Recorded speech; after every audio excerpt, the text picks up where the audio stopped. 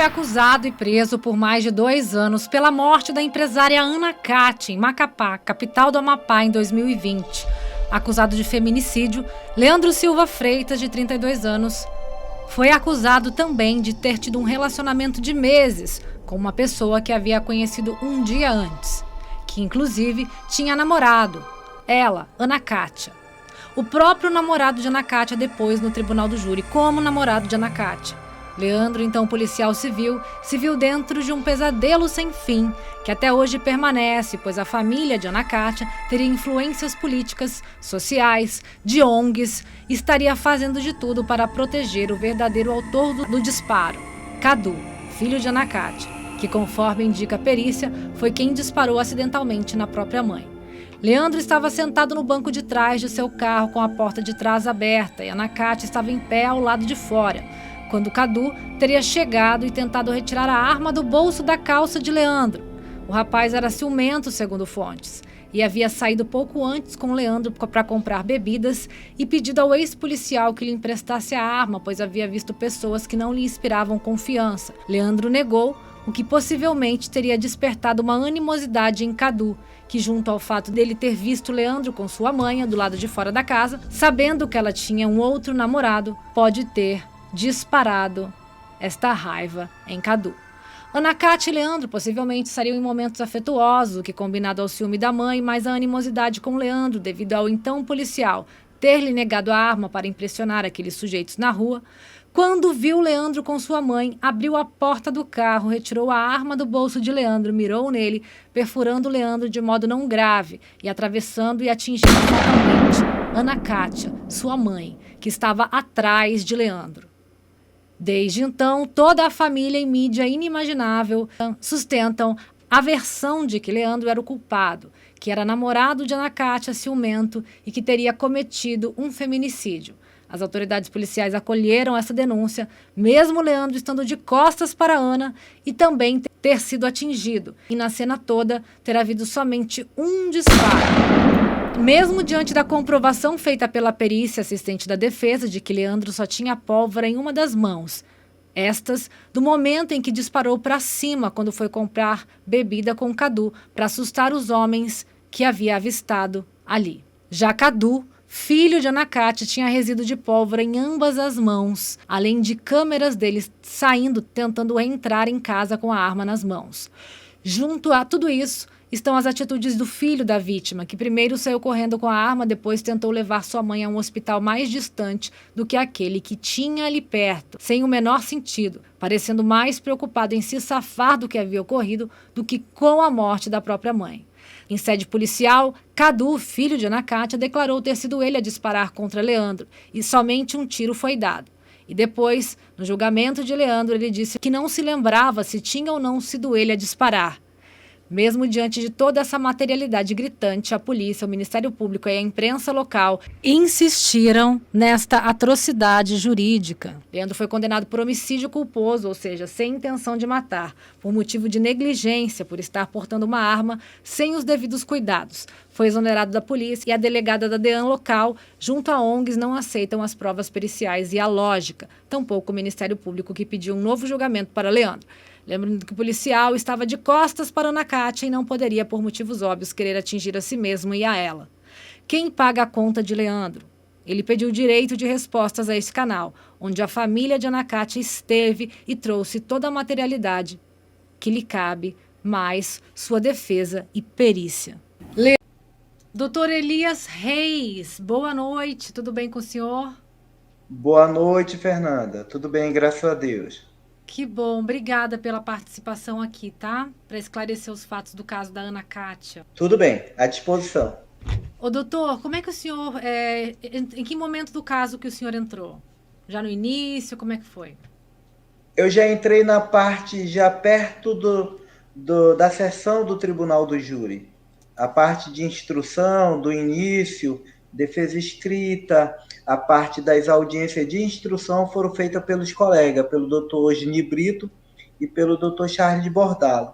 E por conta de eu atuar em alguns casos de servidores da segurança pública, como é o caso do Leandro, eu conheci o Leandro dentro do centro de custódia, onde ficam custodiados esses servidores públicos que cometeram algum ilícito ou que estão respondendo por terem cometido algum ilícito. E lá conheci o Leandro, ele me colocou o caso dele e me convidou para fazer parte daquela banca de advogados que iriam fazer a sessão do Tribunal do Júri. Do seu ponto de vista, o que houve com o laudo pericial de início que levou o Leandro a ficar preso por mais de 2 anos? Qual foi o grande erro aí? O que aconteceu? Olha, na verdade, o que eu acredito e que foi uma das teses que eu particularmente usei, houve uma rede de proteção para o filho da Ana Cátia, né, para o Cauê já para o... Cadu, é que eu estava falando com o Cauê agora, que é um cliente meu, e aí veio na mente o nome dele. Mas o Cadu, até porque o laudo que usaram para colocar o Leandro na cadeia, que foi o residográfico, e claro que ia dar positivo, o Leandro é policial, e durante toda a parte da sistemática do fato que ocorreu, o Leandro tinha antes atirado com a arma. Mas esse mesmo laudo de exame residográfico não serviu, pelo menos, para ser indiciado o Cadu, que também deu positivo nas 2 mãos dele, o laudo da Politec, que é a Polícia Técnica Científica aqui do Amapá. E isso foi combatido, isso foi questionado durante o inquérito policial pela defesa antecessora sua, anterior à sua? Fernanda, como eu lhe falei, eu atuei já meses antes, eu ainda fiz alguns peticionamentos no processo, durante a instrução, e já com o Leandro pronunciado e com data marcada para júri. Eu fiz alguns peticionamentos, mas essa parte aí foi mais com os colegas, com o doutor Osni Brito e o doutor Charles Bordado. Que não houve comunicação, então, entre vocês, muita? Na verdade, eu foquei muito para conhecer o processo e atuar na sessão do júri. Até porque, claro que toda a instrução de um processo, ele vai servir para algumas teses da sessão do júri. Só que a sessão do júri, ela não se atrela muito nisso. Ela traz, inclusive, fatos que foram questionado durante a instrução, mas também traz a técnica daqueles advogados e também dos membros do Ministério Público da acusação, que já tem essa expertise de atuar nas sessões de júri. Entendi. E, doutor, em que momento do inquérito, ou daí não sei que momento real, foi detectada a presença de pólvora nas 2 mãos do filho da vítima? O senhor sabe dizer? E ainda foi durante a fase inquisitorial, né? Porque durante o inquérito, o Cadu, toda ali o deslinde da situação, o Cadu, desde o primeiro dia, ele já figurava ali na cena do crime. E por conta disso, minutos ou horas depois do fato, ele chega na frente de uma UPA, que é uma unidade de pronto atendimento, perto da casa dele, se identifica ao delegado Ismael e ao escrivão de polícia Tiago e diz que atirou no Leandro porque ele tinha matado a mãe dele. E daí eles dão voz de prisão para o Cadu. Só que como o delegado Ismael e o Tiago tinham também que fazer todo o acompanhamento do Leandro, que tinha sido alvejado, que tinha desmaiado e reanimado pelos socorristas do Corpo de Bombeiro, o Leandro estava na cena do crime, provavelmente a arma dele tinha sido a arma do crime, e o delegado com Ismael, com o Tiago, tinham também que acompanhar para dar voz de prisão para o Leandro. E aí aparece na cena um tenente que diz, não, delegado, da Polícia Militar, eu vou ficar aqui, Cecílio parece o nome desse tenente, hoje é capitão, parece, e eu me comprometo em levar o Cadu e apresentar com a arma do crime e tudo mais, até a delegacia. E o doutor Ismael estava de plantão nesse dia e confiou naquele oficial da Polícia Militar. Só que ele não fez assim. Aí o Leandro foi preso, foi dado voz de prisão para ele pelo delegado Ismael e pelo Tiago, mas quando o oficial chegou para apresentar, disse que não iria apresentar o Cadu porque ele tinha tomado um remédio e dormido, e ele não tinha levado ele lá. O Cadu só foi apresentado no outro dia, 24 horas depois, e mesmo assim, para surpresa, foi feito o exame residográfico nele e foi dado e atestado positivo nas duas mãos. Ainda dentro de todo aquele momento, ainda quando ainda estava fervendo a questão da morte da Kátia. Naquele momento exato, só saiu um tiro, só tem uma pólvora, né, ali saída do gatilho daquela arma, né? Ponto certo. 40. O Cadu disse que ele deu um tiro no Leandro para defender a mãe dele. Mas aí teriam que ter 2 tiros. Aí também seria uma questão meio incoerente, né? Não sei se isso foi percebido pela investigação, pelo senhor aí. Sim, mas só houve um tiro. E esse tiro dado pelo Cadu, ela transfixiou a bala, transfixiou o braço do Leandro e quando transfixiou, atingiu o peito da Kátia e levou ela à morte. Foi um tiro só. Essa é a dinâmica da defesa, entende?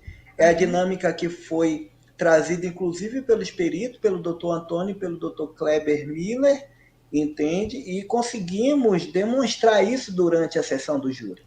Sim, não, eu quero dizer, eu acho que eu não me fiz entender, que ele pegou, né, ele deu um tiro, pegou de raspão, mais ou menos, não é bem raspão, um pouco mais, menos superficial que um raspão, né, o tiro certo. Do Cadu no Leandro, e aí pegou realmente na mãe dele.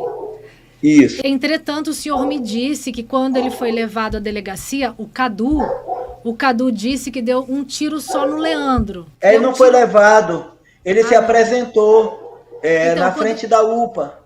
Quando ele se apresentou, ele disse que deu um tiro no Leandro para defender a mãe dele.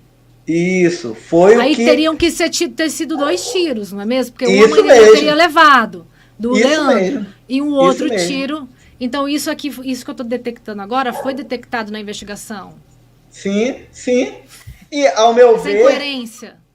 E ao meu ver, a própria delegada que presidiu o inquérito policial passou despercebida ou não sei o que aconteceu. Ou seja, não foi detectado isso que eu acabei de falar aqui agora, essa incoerência. Não. Sensacional. Porque até então o Leandro tinha matado a Kátia, né? O Cadu não dizia para ninguém isso aí, que ele tinha dado um tiro no Leandro, mas falou pro escrivão Tiago, né?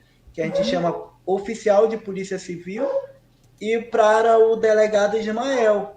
E aí, quando vieram aos autos esses depoimentos durante a fase já de instrução, já na vara do Tribunal do Júri, aí se percebeu que alguma coisa estava errado.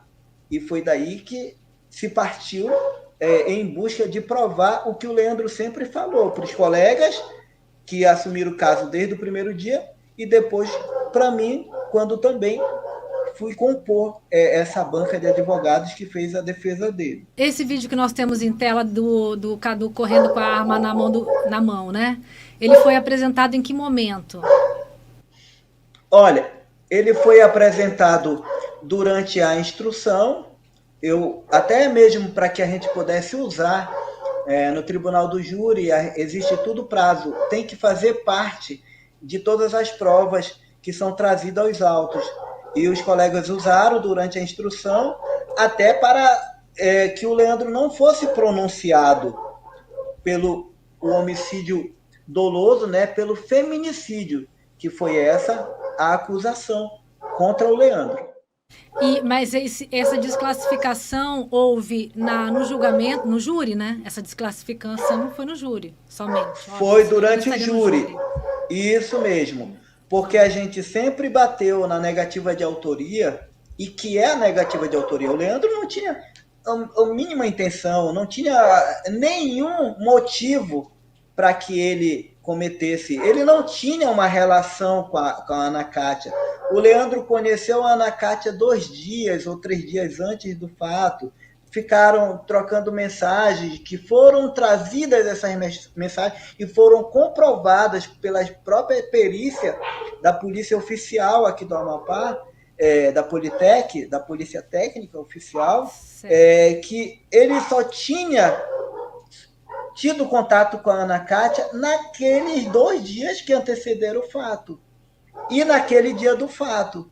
Ou seja, então, a gente sempre trouxe essa situação.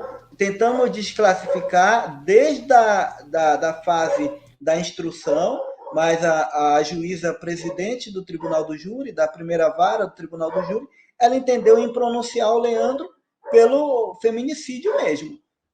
E sempre levamos a tese da negativa de autoria, até porque o Leandro não cometeu o disparo que levou a óbito a Kátia, mas tínhamos também outras teses, que inclusive foi a tese vencedora do Tribunal do Júri, que foi o Leandro ter incorrido, pelo menos, nas modalidades do crime culposo. Por quê? O Leandro, policial civil, treinado, ele recebe treinamentos para estar com a arma dele resguardada de qualquer pessoa vir tomá-la. Então, ele foi ou negligente, ou imprudente, ou imperito com aquela arma. E foi uma tese que eu trouxe no primeiro momento dos debates, depois foi muito bem e também brilhantemente concluída pela doutora Dirce Bordalo, já na fase da tréplica. Eu, inclusive, na minha fala, no primeiro momento dos debates, eu falo para os jurados, Leandro teve culpa, sim. Ele não teve dolo, ele não cometeu o feminicídio, mas ele teve culpa. Ele é treinado para ele saber usar a arma dele, não deixar aquela arma dele ali desprotegida, um terceiro sabendo que ele está com aquela arma desprotegida, correu na arma e aconteceu o que aconteceu. Então, pelo menos, se ele não teve dolo, ele não cometeu não planejou, um crime. não premeditou, não nada disso. Mas, ao meu ver, eu levei para o jurado e para todos que estavam ali, eu disse, se aconteceu algo de errado pelo Leandro, ele incorreu em uma das modalidades da culpa, que é a imprudência, a imperita e a negligência. Então, e foi a tese vencedora, que foi quesitado homicídio culposo e os jurados entenderam que o Leandro tinha tido culpa, entende? E assim foi o veredito final. Entendo. Ô, doutor, eu nunca... como é que funciona tecnicamente? Porque essa eu realmente não sabia. Quando você é pronunciado por um tribunal do júri, como acontece a desclassificação? Em que momento, pelos votos do jurado, você pede ali na hora, na sua sustentação oral, você pede a desclassificação para culposo, e aí os jurados votam se sim ou se não? Aí é assim? Eles votam, mas somente se a presidente ou o presidente, ou a juíza ou o juiz que está presidindo a sessão, quisitar aquela tese, ou de acusação ou de defesa. E foi o que ocorreu. Para eles votarem naquela tese, a magistrada teve que quisitar o homicídio culposo, porque senão ele ia ser condenado pelo feminicídio.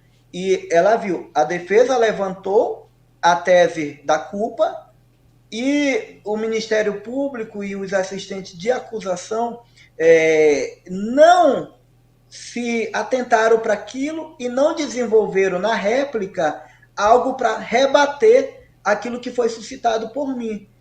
Agora, na tréplica, a doutora Dirce veio e brilhantemente concluiu a tese da culpa do Leandro. E, por isso, a magistrada quisitou o homicídio culposo e, por isso, o Leandro foi condenado pela culpa. Não pelo feminicídio. Culpa e não pelo feminicídio. Aí ele foi condenado a 1 ano e 7 meses, certo? E que, inclusive, eu entrei com termo de apelação eu vou entrar com as razões também e vou questionar a pena. E como o Leandro já tinha ficado preso 2 anos, um pouco mais de 2 anos, ele já tinha cumprido a pena e foi solto naquele mesmo dia. A juíza expediu o alvará de soltura e naquele mesmo dia ele foi posto em liberdade. E é normal, a gente vê alguns casos nesse sentido, que a pessoa inocentada ou pega uma pena menor do que aquela que ela já cumpriu. E nesses casos, há um processo contra o Estado, há um ressarcimento. O que se faz? Se deixa para lá, fica assim mesmo? Minha vida, que se dane? Olha, falando do feminicídio, porque o Leandro ele não foi absolvido, né? O Leandro foi desclassificado o tipo Sim, penal sim. do qual ele respondia, que era o feminicídio, para o homicídio culposo, que a pena é bem menor. E que, inclusive, se tivesse, acredito, e só falando assim, usando como parâmetro, eu tenho um outro caso de um cliente onde a perícia diz, e está na fase ele foi pronunciado pelo dolo. A perícia diz que ele atirou para o chão, a bala ricocheteou e atingiu o abdômen da vítima. A vítima foi socorrido, teve hemorragia e morreu. Mas mesmo assim ele foi pronunciado pelo dolo.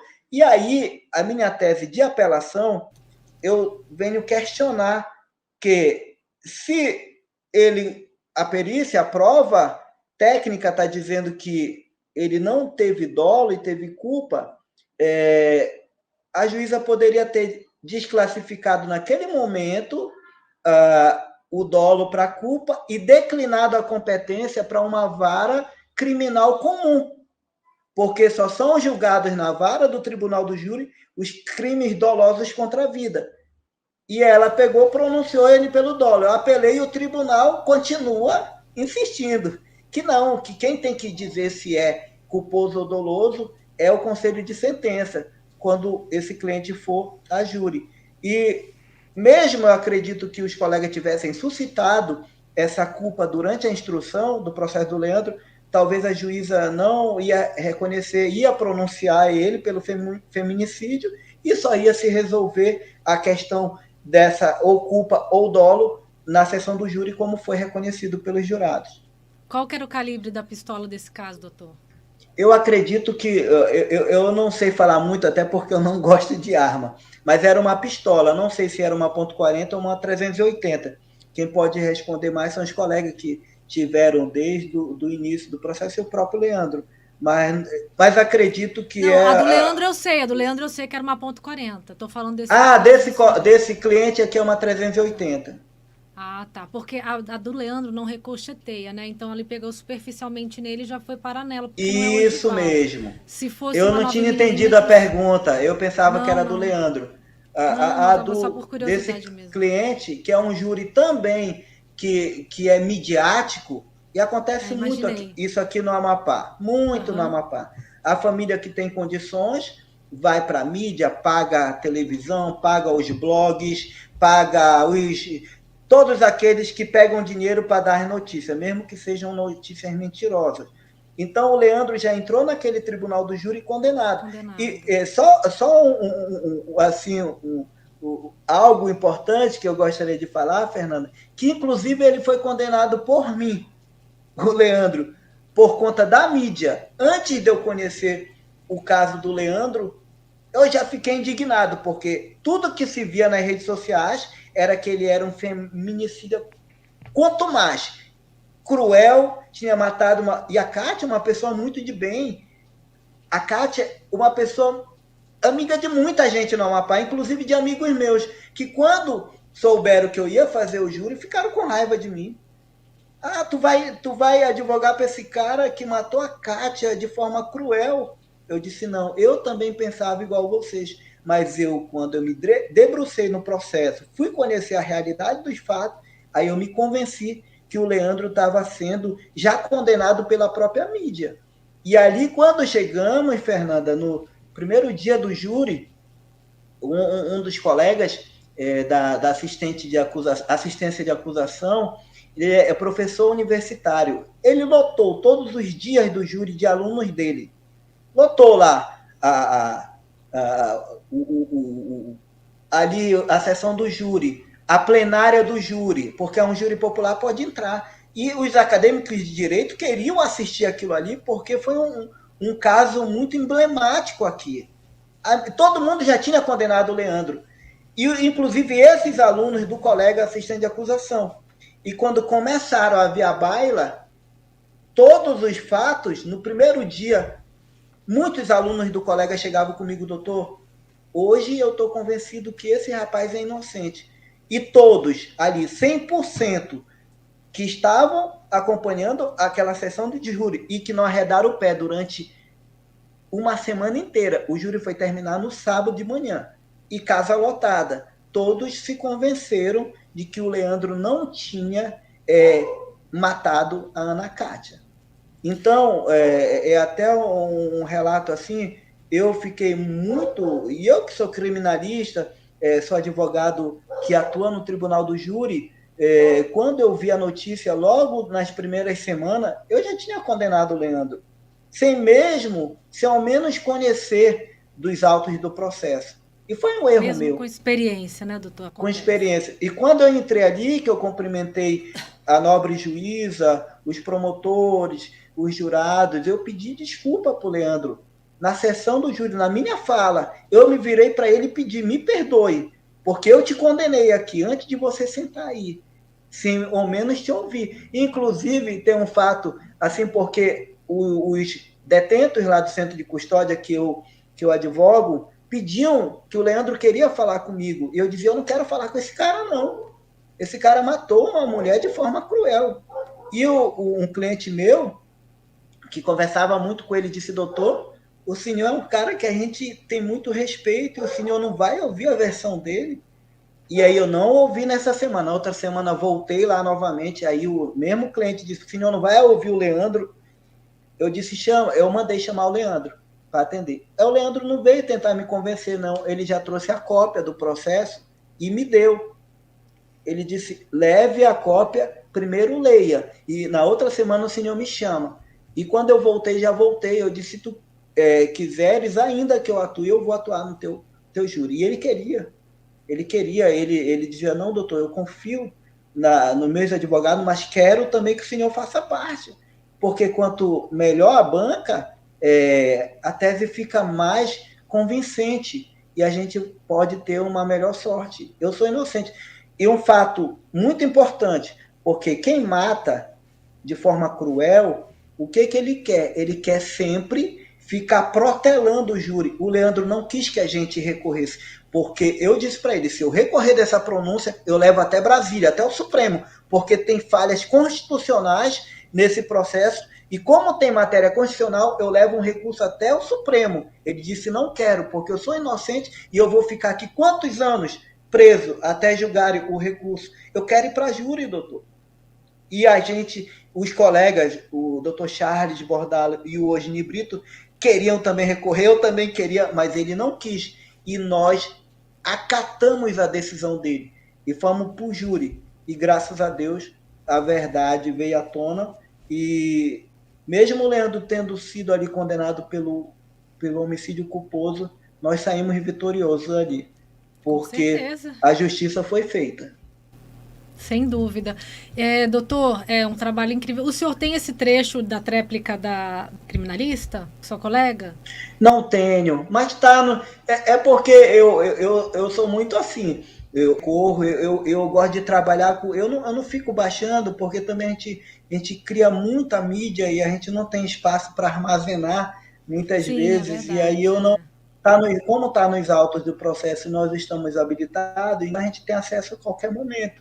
E faltou. Se você tivesse falado antes, eu poderia ter conseguido, mas não tenho. Mas eu levantei a tese e na nossa tréplica a doutora Disse veio e, de forma brilhante, também convenceu que, inclusive, primeiro convencendo a magistrada em quisitar o homicídio culposo, porque se ela não quisitasse, o Leandro não responderia pelo culposo, continuaria claro, indo para para o conselho de sentença, que são os 7 jurados, para dizer se ele cometeu o feminicídio ou não.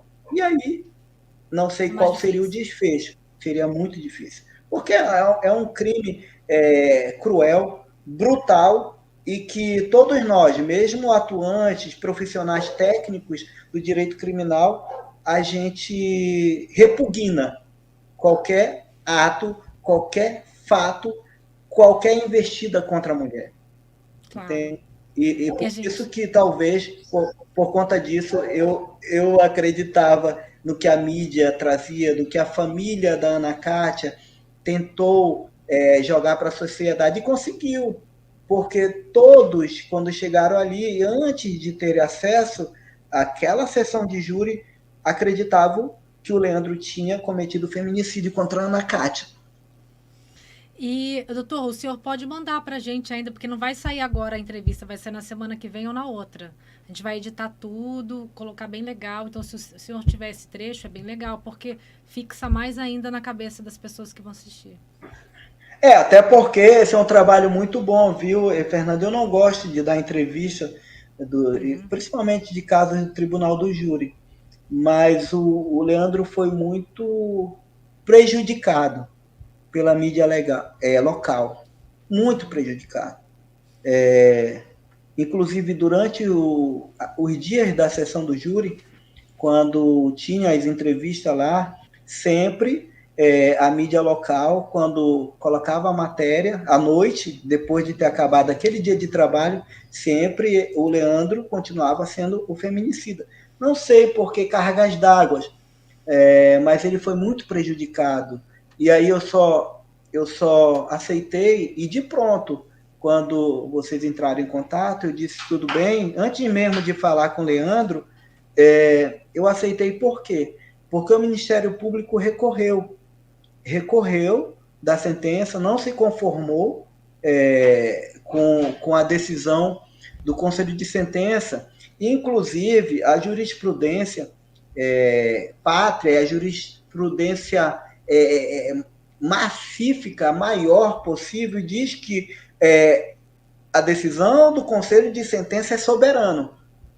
E eles não estão respeitando essa soberania, porque levaram para o lado pessoal o caso, até porque um dos promotores, inclusive na sessão do júri, quando eu suscitei a questão que ele tinha interesse pessoal por ser amigo da família e vizinho da família da Ana Kátia desde criança, ele gritou, disse: Excelência, tem interesse pessoal sim. Então, o que eles fizeram ali não foram fiscais da lei, que é o que o Ministério o Ministério Público é o fiscal da lei, mas na verdade ali eles estavam com interesse pessoal. E por conta disso, eles não aceitaram o veredito do Conselho de Sentença e entraram com a apelação contra aquela decisão soberana do Conselho de Sentença. Então, por isso eu aceitei participar da live, até para... Eu sei que isso a gente pode até usar também, porque a mídia aqui toda, ela foi usada para condenar o Leandro. Não deram o contraditório e a ampla defesa. Claro que eles não têm obrigação de fazer isso. Quem tem que dar o contraditório e a ampla defesa é o próprio Poder Judiciário, é o Ministério Público, é o Tribunal de Justiça, é o próprio processo. Existe o princípio constitucional do devido processo legal. E esse princípio também da ampla defesa e do contraditório é um princípio constitucional. Então, a mídia não tem essa obrigação, mas eu acho até por uma questão de lisura, deveriam ter dado também esse espaço para que fosse colocado a tese defensiva do Leandro. Mas o que ele foi muito prejudicado. Ele foi condenado pelas redes sociais, primeiro, mas graças a Deus a justiça, como eu falo, foi feita ali naquela sessão do Tribunal do Júri.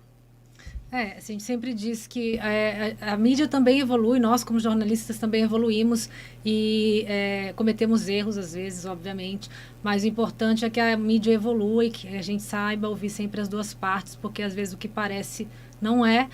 Nós sabemos, eu falei para o Leandro, a quantidade de policiais que cometem feminicídios no Brasil e no mundo é grande. Não sei Muito porquê, grande. mas é muito grande. Então, quando a gente fala assim, ela foi morta, foi feminicídio, quem foi? O namorado policial. A gente já fala, com certeza, foi ele mesmo.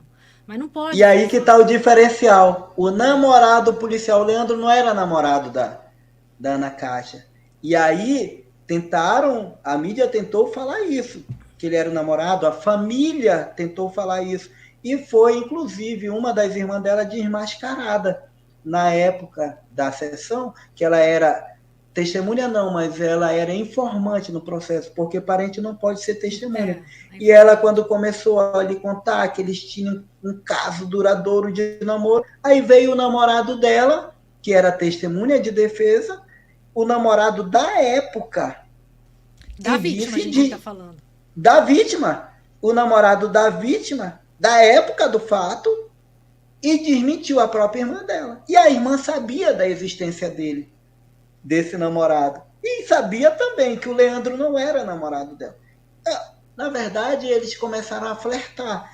A Ana Cátia era uma moça bonita e o Leandro, naquele dia eles estavam se namorando no dia dos fatos. Entendi. A gente tem que tomar cuidado também que às vezes são inflamadas por ONGs, né? Como eu falei pro Leandro, na frente das DEANs já tem várias ONGs ali preparadas, umas que ganham com isso, outras que fazem por mérito, porque Sim. por dignidade, por lisura, por ética, o fazem, mas infelizmente existem ONGs e ONGs, a gente tem que tomar cuidado, a gente como jornalista conhece um pouco de tudo aqui, e aos poucos vai também ficando escaldado nisso.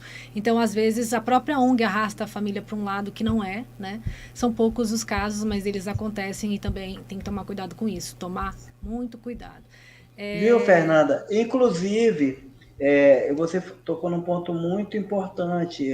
Às vezes, algumas pessoas, algumas ONGs puxam a família para um fato até diferente do real. E eu acredito que foi isso que aconteceu, até porque a família da Ana Cátia, e eu sempre vou dizer e falei isso no júri, é uma família de pessoas de índole perfeita, pessoas corretas, bons cidadãos. Conheço, inclusive, desse outro caso que eu te falei, desse meu cliente, que é um policial penal, aqui também, o tio dele, que é irmão da mãe dele, é casado com uma irmã da Ana Cátia. Aí, no dia do júri, ele não quis nem falar comigo mais. Ficou com raiva e criou um problema comigo por eu estar defendendo o Leandro. Aí ele não quis mais falar comigo. Então, mas são pessoas de bem. E esse tio dele é um cara excepcional, mas resolveu não ter mais amizade comigo porque ele acreditou que eu estava defendendo um criminoso.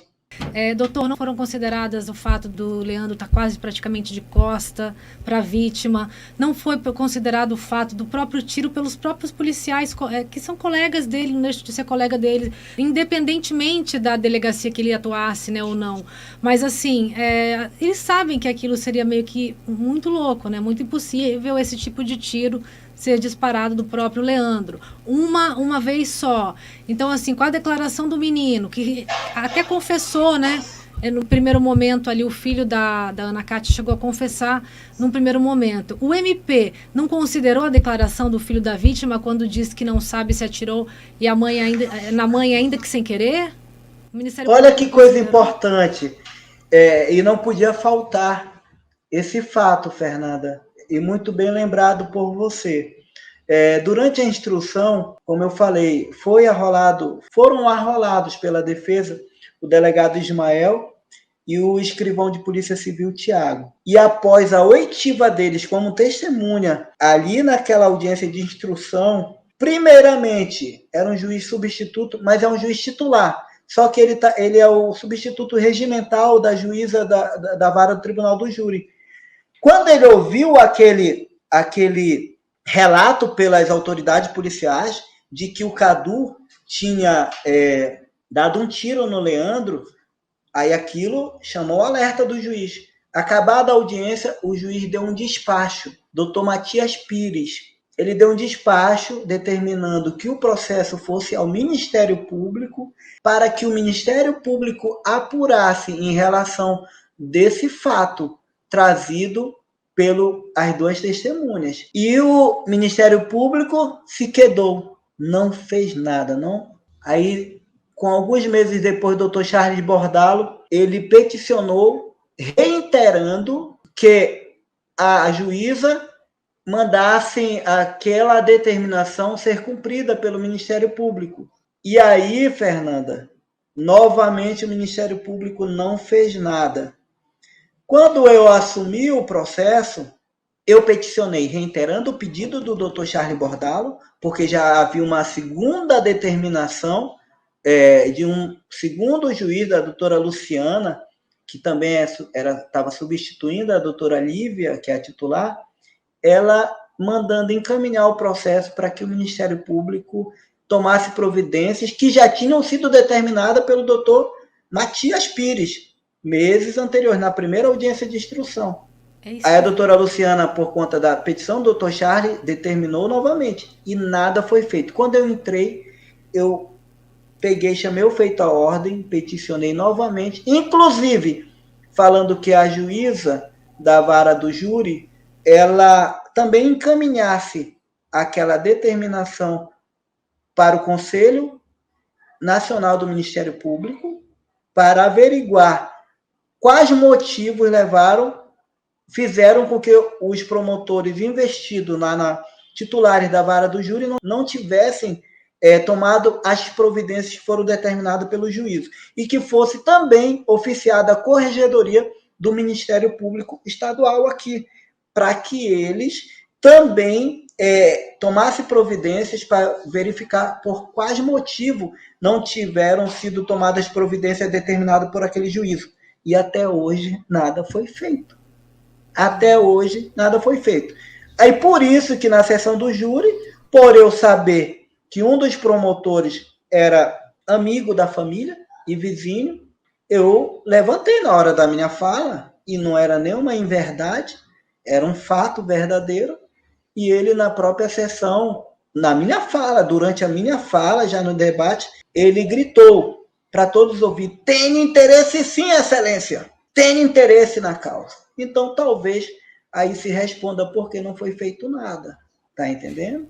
Sim. Mas inclusive eu não vi até hoje nenhum despacho do juízo da vara do júri nesse sentido, de tomar essas providências que foi requerida por mim, pelo Leandro, né, através do seu advogado, porque a gente recebe procuração para fazer os requerimentos para o cliente. Da primeira, do doutor Matias, ele determinou. Da segunda, o doutor Charles fez o pedido, pedindo que a juíza mandasse que o Ministério Público tomasse as providências já determinadas pelo juiz anterior. E, em terceiro, eu chamei o feito à ordem e pedi. Só que desse meu pedido, eu nunca vi nenhuma resposta. Mas eu posso estar até enganado, né? Mas até a sessão do júri não tinha tido nenhum despacho referente àquele meu requerimento. A Ana Cátia tinha conhecidos aí, ela trabalhava para pessoas importantes na cidade, muito importantes, não eram pouco importantes não, até do estado talvez. Você acha que pode ter tido uma rede de proteção para que o filho dela não pagasse por esse homicídio culposo ao invés do Leandro? Ou os dois? Foi levantada, entende isso, e até porque começou o júri na segunda. E a gente, como milita no criminal, e eu sou músico também, de formação, toco há 25 anos numa igreja evangélica, numa banda gospel, e o que acontece? A gente, por ser advogado, meu pai era professor desde a época do território, e eu ser músico também, a gente conhece muita gente. E um acadêmico de direito, que é meu amigo, me chamou no segundo dia da sessão do júri, disse: tu sabia que o Cadu ele é afilhado da primeira-dama e do governador do estado? Eu disse: não sabia disso, isso eu desconheço. Aí eu fui e perguntei para o Leandro. Aí o Leandro disse: sim, Elias. Isso, inclusive, durante a instrução, o doutor Orni tentou suscitar essa questão, mas foi tipo que não deram guarida a essa situação. Mas esse fato é um fato real, é verdadeiro, então tem que ser trabalhado. Isso no dia da plenária no dia dos debates e no teu interrogatório. E aí foi que eu disse para ele, você tem coragem se eu fazer pergunta relacionada a isso? Ele disse, Elias, eu já estou aqui preso, eu tenho coragem de tudo, eu sou inocente. E aí eu fiz as perguntas baseadas nessas informações, inclusive depois, durante a semana eu fui analisar o advogado que levou o Cadu no outro dia para se apresentar lá na Delegacia das Mulheres. Ele é o advogado da família, né, dos supostos padrinhos do Cadu. Então, eu comecei a verificar que poderia ter tido mesmo essa rede de proteção para que ele não fosse nem indiciado. Ele não queria matar a mãe dele. Isso eu falei, eu seria cruel com esse rapaz se eu levantasse essa situação. Ele não queria. Ele estava impelido de uma violenta emoção contra o Leandro, por ver aquela cena ali que ele viu. Ele tinha muito ciúme da mãe. E ele viu o Leandro se namorando com a mãe dele. Já estavam bebidos, passaram um dia bebendo. E ali ele, impelido daquela violenta emoção, ele correu na arma do Leandro. Nunca imaginava que o tiro fatal teria como vítima a própria mãe. Mas também, peraí, não vamos colocar um inocente para pagar somente para responder para a família, teve um culpado e foi o Leandro. Não, não pode. Ora, isso aí é desleal. A própria família tem que responder também se é culpa, não é mesmo? Pois é, porque é desleal, como eu falei lá na sessão do júri. É desleal do Ministério Público, sabendo, porque o juiz determinou que eles apurassem, não apuraram. Depois o doutor Charles pediu, não apuraram de novo. Depois eu pedi a terceira vez, não apuraram. Não apuraram. Inclusive um membro diz que tinha interesse pessoal. Ora, e aí por interesse pessoal meu, eu vou colocar um inocente para pagar uma pena de 30 anos de cadeia? Tá entendendo a deslealdade, a falta de amor pelo próximo? Aí foi uma das teses levantada por nós nos debates, essa rede de proteção que foi criada para proteger o Cadu. Que eu falo que se ele vem ser honesto e dizer, não, eu dei tiro, como ele falou para o doutor Tiago e para o escrivão, para o doutor Ismael e para o escrivão Tiago, eu atirei no Leandro. Aí depois ele, bem instruído pelos colegas que brilhantemente, isso eu falo que gosto de ressaltar, porque hoje eu estou num caso, juntamente com esses colegas que eram assistentes de acusação, a gente está fazendo uma defesa, né? E esses colegas fizeram um trabalho brilhante, e eles, como são advogados também nato e com a expertise no Tribunal do Júri, souberam instruir o Cadu de uma forma para que ele mudasse aquele depoimento e aquela confissão que ele fez lá na frente da UPA. E até mesmo criar uma tese para ele que jamais ele ia conseguir provar, porque existem provas nos autos que trazem ele para a cena do crime, inclusive prova técnica, a prova pericial do exame residográfico, que comprovou que tinha pólvora nas duas mãos dele. Ô, doutor, para a gente encerrar, eu queria saber por que o Leandro foi exonerado, se a gente vê tantos casos de policiais que cometem crimes piores, muito piores que o dele. Foi um homicídio culposo, condenado a 1 ano e 7 meses, ele já estava preso há 2 anos, acho que 4, 6, não sei, 3 meses, alguma coisa assim. Às vezes, alguns casos policiais são até, vai ser analisado pela corregedoria e depois a gente nem sabe mais o que aconteceu. Por que o Leandro foi exonerado justamente depois de tudo isso? Depois de tudo isso ter acabado. Não, ele foi exonerado antes mesmo da sessão do júri. Porque houve um parecer da... Para mim aqui está 2022. Acho que ele me falou que foi exonerado em 2022, ou será que não? Foi. Então. O júri foi em 2022. Só que ele foi exonerado um mês antes. A exoneração então, mesmo, a assinatura pelo governador do estado, a assinatura da exoneração dele foi um mês antes. Entendi, também acho que até acredito que para influenciar naquele júri, para condenar ainda mais ele. Olha só, agora. o processo administrativo PAD sofrido pelo Leandro, inclusive isso eu estou falando com propriedade para você, porque eu estou trabalhando no recurso para reintegrar o Leandro na carreira de policial civil. Sim, porque foi desarrazoável a punição dada pelo delegado-geral ao Leandro. O que acontece? Abre-se primeiro o PAD, vai para a comissão, e a comissão emitiu um parecer dizendo: ei, vamos esperar o resultado do processo criminal. Aí o delegado-geral, presidente do conselho, que é acima da comissão, diz: não, vamos julgar. Talvez até tivesse recebido uma ordem para isso. E aí ele tomou para ele aquele caso. E o que ele faz? A comissão diz uma coisa no relatório, mas ele diz: não, o conselho vai julgar. E lá existe um delegado Prata, que é membro da comissão, ele diz: mas está desarrazoável essa punição, está afrontando o artigo da Lei 066, que é a lei do servidor estadual, do estado do Amapá. Ele foi voto vencido. Mas o que acontece? Não tá, vamos exonerar. Vamos exonerar, e exoneraram o Leandro. Inclusive, já dentro dessas decisões, sem mesmo notificar o Leandro e a defesa dele para fazer se manifestar em relação no dia da sessão, fazer sustentação oral, não intimaram, negaram o direito do contraditório e da ampla defesa, e fizeram assim de uma forma relâmpaga. E agora estou entrando com um recurso administrativo também, porque essa própria lei do servidor público estadual, ela determina que diz decisões transitadas em julgado administrativa de exoneração, cabe uma revisão processual. E eu estou trabalhando nessa revisão, e o artigo, acredito que é o 190 da lei do servidor público estadual, ele diz quando essa punição, essa sanção é desarrazoável. E olha só, não foi pelo feminicídio, mas pelo mau uso da arma.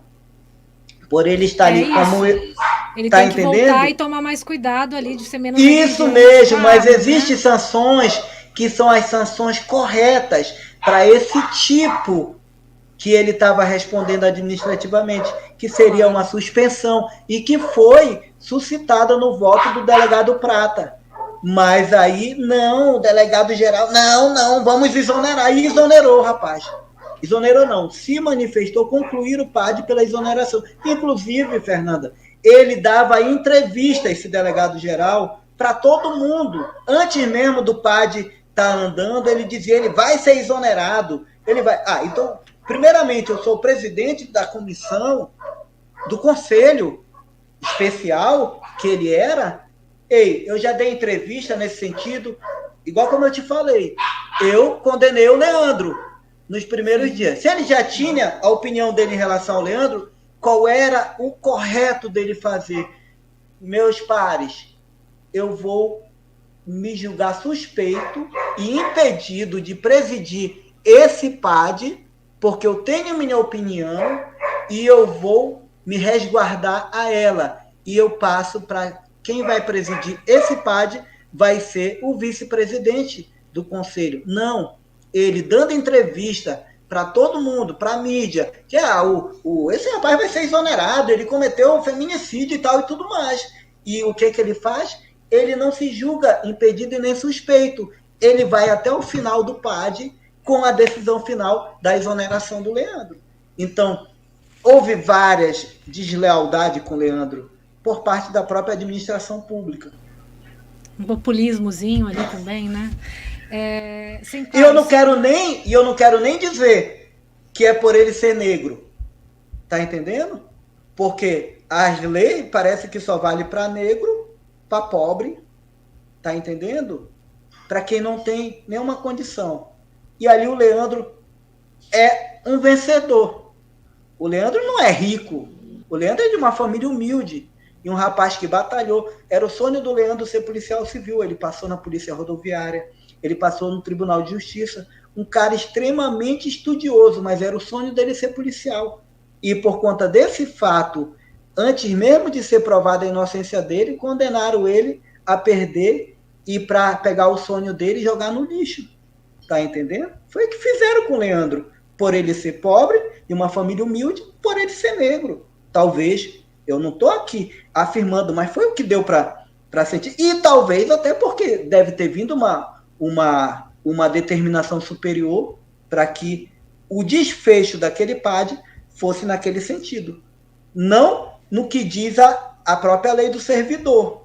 Para aquele caso ali, mesmo estando em estágio probatório, eles podem vir dizer, mas ele estava em estágio probatório. Mesmo estando em estágio probatório, a decisão, o desfecho daquele PAD teria que ser um desfecho razoável, não desproporcional como foi, chegando a sanção máxima para alguém que não tinha nenhum deslize até aquele dia na sua vida, na sua integridade pessoal. Ele não tinha nada. Sempre que ele era avaliado, porque o servidor no estágio probatório, ele é avaliado todo o tempo. Era sempre com notas excelentes. Não tinha nada contra ele, nem em operação, nem no trabalho e nem na vida dele pessoal. É uma pessoa, não era, é uma pessoa íntegra. E mesmo assim, deram a pior sanção para ele.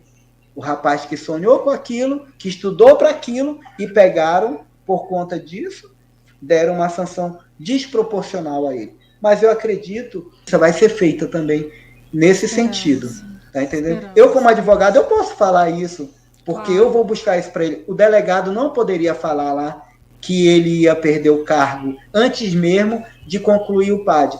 Ou, se ele quisesse falar, ele tinha que ser uma pessoa legalista e dizer, vou me abster de presidir esse PAD, porque eu estou impedido. Eu tenho a minha reserva em relação a esse rapaz e eu estou me afastando da presidência desse PAD. Seria o mais leal, seria o mais legal ele fazer isso. E ele não fez.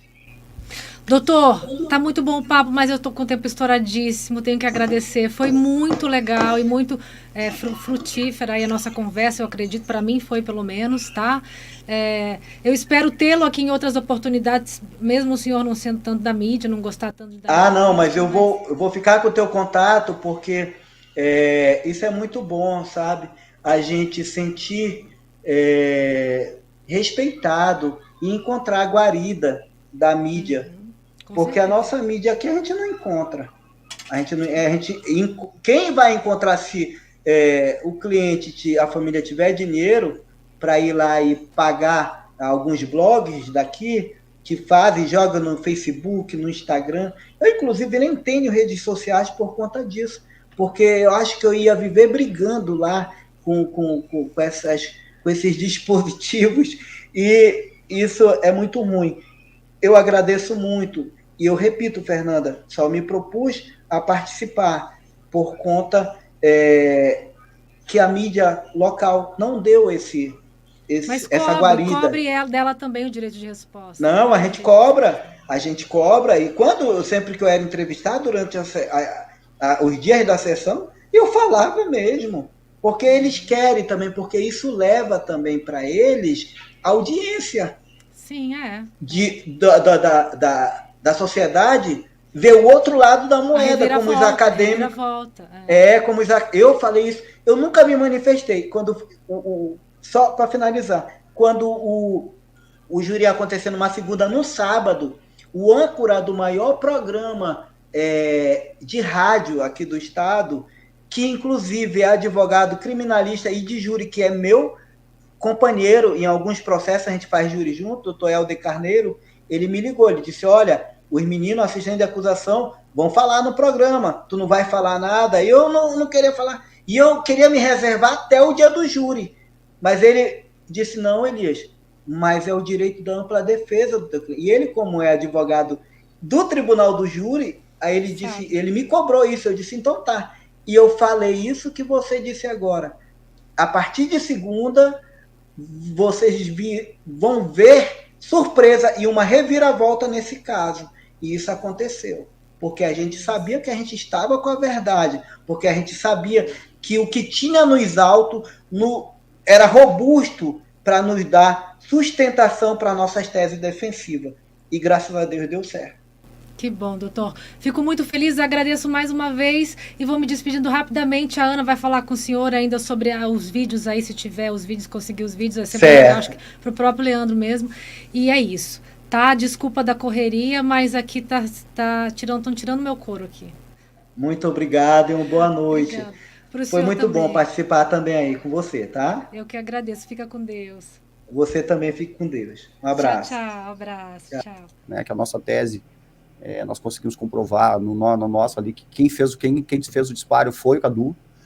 Então tem mais uma série de exames aqui, papiloscopia. Distrito Federal, que é um caso bizarro, macabro, que nós vamos falar agora, e não sei se o doutor vai entrar no caso ou não, isso aí eu não sei, mas enfim, vamos debater este caso. Por quê, minha gente? Eu queria falar uma coisa. Eu recebi aí de pessoas de Brasília falando que o Distrito Federal ganhou não sei quantos prêmios pelos inquéritos, pela celeridade da justiça, pelo bom desempenho da justiça, ganhou vários prêmios aí, eu não sei como se chama, mas me mandaram umas etiquetas douradas, assim, bonita. E aí, e também esse inquérito foi fechado em 15 dias, né? A gente parabenizou, a mídia toda parabenizou os delegados envolvidos e a gente parabeniza também. Entretanto, a partir do momento que esse processo chegou para nós aqui, nós começamos a ler o inquérito. E aí algumas coisas começaram a ficar um pouco nebulosas, né? A polícia colocou a família. A gente sabe que o Marcos, a vítima, não era a flor que se cheirasse. Não estamos aqui para julgar uma vítima. Entretanto, para ficar a história mais forte, ao meu ver, tá? Ficar mais forte, né, o impacto do bem contra o mal, me parece que algumas coisas ficaram ali escondidas no processo e não foram ditas na mídia. Como, por exemplo, e eu estou narrando, fazendo um podcast desses depoimentos que não saíram na mídia. Comecei com o depoimento do pai de Cláudia. Investigação, muita gente acha que é coisa simples. E algo que é determinante na investigação é a ausência de pressão externa para que a Polícia Judiciária faça o seu trabalho de forma tranquila. E, em contrapartida, nós temos uma pressão social e midiática para que se resolva isso. Até porque várias pessoas morreram. A gente tem que ter consciência disso. A sociedade quer o resultado, a imprensa precisa informar, o judiciário tem que correr, mas todo mundo depende do trabalho da Polícia Judiciária. E esse caso especificamente é um caso de extrema complexidade. Quem está achando que vai entrar aí e vai ser assim, ó, fechou o inquérito, não é. Não é porque tem uma pancada de vítima, tem um monte de circunstâncias que vai, quando confrontar, não vai bater. Não vai. Tipo assim, fulaninho falou no dia 2 de janeiro, isso, pô, mas fulaninho morreu antes do Natal. Como é que o outro fala? Esse tipo de contradição, a autoridade judiciária não está tendo tempo de desenvolver, tendo em vista as interferências sociais, midiáticas